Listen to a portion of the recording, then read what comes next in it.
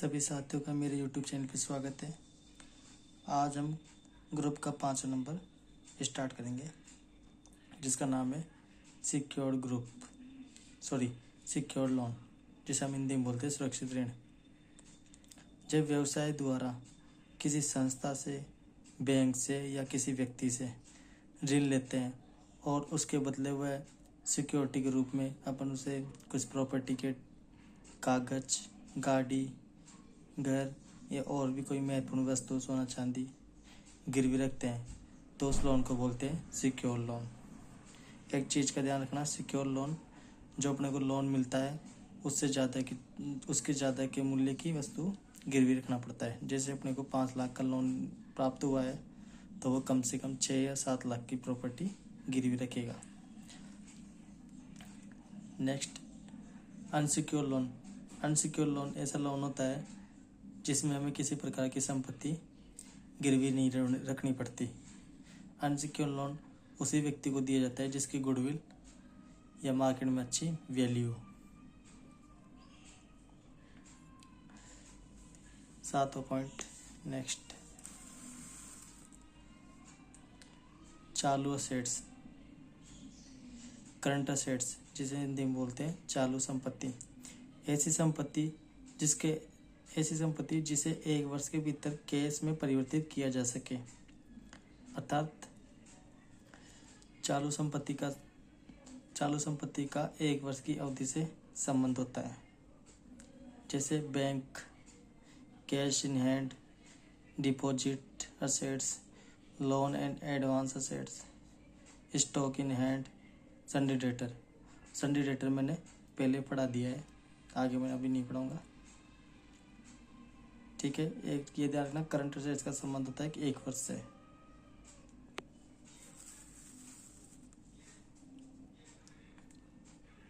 Bank account. व्यवसाय में जितने भी बैंक होते हैं ना, चाहे वह सेविंग अकाउंट हो या करंट अकाउंट हो, उन सभी के खाते इस बैंक अकाउंट में खोले जाते हैं।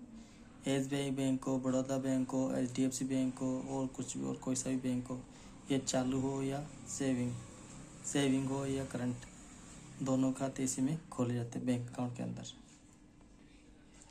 Cash in hand. Cash account का लेजर नहीं बनाना होता है क्योंकि यह टैली में पहले से ही ऑलरेडी बना हुआ होता है, तो इसके लेजर की आवश्यकता नहीं बनती अपने को, इसका लेजर ऑलरेडी बना हुआ होता है। Deposit assets. जहाँ भी आपने सिक्योरिटी डिपॉजिट या अन्य डिपॉजिट किए हुए हो, जहाँ भी अपन ने सिक्योरिटी के रूप में कोई डिपॉजिट किया है, उन सभी के लेजर डिपॉजिट असेट्स ग्रुप में बनाए जाते हैं। जिसे अपन ने कोई सिक्योरिटी वगैरह डिपॉजिट कर रखी है ना, वो उसी के अंदर बनाई जाती है। एक चीज़ ध्यान रखना, ये सिक्योरिटी होती है अल्पकालीन, 1 वर्ष से कम के समय के लिए होती है ये जमा। ठीक है, जैसे हम लोन लेते हैं तो सिक्योर लोन के अंदर अपन की संपत्ति गिरवी रखते हैं ना, तो उसमें तो जैसे लोन पूरा होने के बाद वो संपत्ति हमें रिटर्न देता है। जैसे लोन 5 साल का है तो 5 साल बाद में देगा, 10 साल बाद में देगा। यदि आप उसे पहले कंप्लीट कर दे तो वो पहले दे देगा।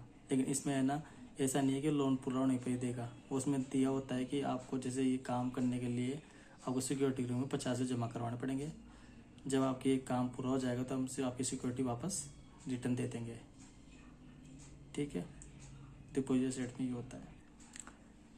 Loans and advance assets. जब आप अपने किसी कर्मचारी या अन्य व्यक्ति को लोन या एडवांस में कुछ अमाउंट या राशि देते हैं तो उसे इसका लेजर लोन एंड एडवांस में बनेगा। जैसे कोई कर्मचारी है, उसकी सैलरी अपन जैसे जुलाई में वर्क कर रहा है, उसे अपन है ना जुलाई के स्टार्टिंग में उसको सैलरी दे दिया, जुलाई की दे दी और वो अगस्त की मांग लिया। काफ़ी पुराना कर्मचारी था तो अपन बोला, सर हमारे पास मुझे पैसे की ज़रूरत है तो आप है ना मुझे 2 महीने की सैलरी एडवांस दे दो। तो जो भी हम उसे सैलरी एडवांस देंगे ना, उसको बोलते हैं लोन एंड एडवांस के अंदर।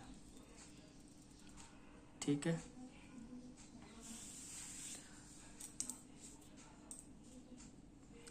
नेक्स्ट,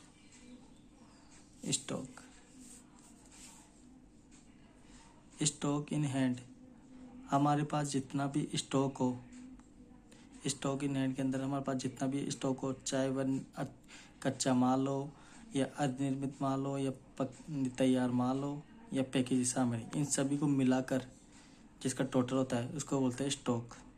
तो स्टॉक इन हैंड इस ग्रुप में बनाया जाता है। कच्चा माल भी इसी में बनेगा, निर्मित माल भी इसी में बनेगा, निर्मित माल भी इसी में बनेगा, पैकेज सामग्री भी इसी में बनेगी। क्लोजिंग स्टॉक का लेजर भी इसी ग्रुप के अंदर बनाया जाता है। आगे फिक्स्ड असेट्स, ऐसी संपत्ति जिसका जीवन काल 1 वर्ष से अधिक हो। चालू संपत्ति का तो 1 वर्ष से कम होता है, जबकि 1 वर्ष से अधिक हो, इसका और संबंध होता है 1 वर्ष से अधिक। जिसका क्रय है ना पुनः विक्रय के उद्देश्य से नहीं किया गया हो। अपन इसे खरीदे, ऐसे नहीं कि अपन इसे बेचेंगे, बेचने के उद्देश्य से नहीं खरीदा, अपन ने इसे उपयोग लेने के उद्देश्य से खरीदा है। जैसे फर्नीचर हो गया, कंप्यूटर हो गया, मोबाइल हो गया, मशीन हो गई, एयर कंडीशनर जिसे अपन एसी के नाम से जानते हैं, कार हो गई, CCTV कैमरा हो गया इत्यादि। इनका जीवन काल 1 वर्ष से अधिक होता है। इन्वेस्टमेंट, व्यवसाय द्वारा किसी कंपनी या संस्था में विनियोग करते हैं या अंश करते हैं, अंश खरीदते हैं या ऋण पत्र खरीदते हैं या पैसे लगाते हैं, उसको बोलते हैं इन्वेस्टमेंट। क्या होता है, जैसे व्यवसाय वगैरह अच्छे पैसे कमाने लगता है तो वो क्या करता है, इन पैसों को किसी अन्य संस्था या कंपनी में विनियोग कर देता है ताकि उसे प्रॉफिट व लाभ मिल सके। ठीक है। इन्वेस्टमेंट। मिसक्लेनियस एक्सपेंसेस, जो कि एक तरह से एसेट्स है, प्राय हम इस ग्रुप का उपयोग नहीं करते।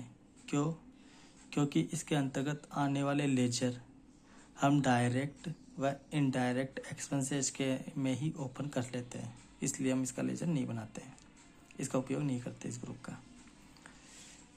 डायरेक्ट एक्सपेंसेस मैं इस वीडियो को नेक्स्ट क्लास में बताऊंगा, क्योंकि मेरे इस फ़ोन की मेमोरी फुल हो गई है।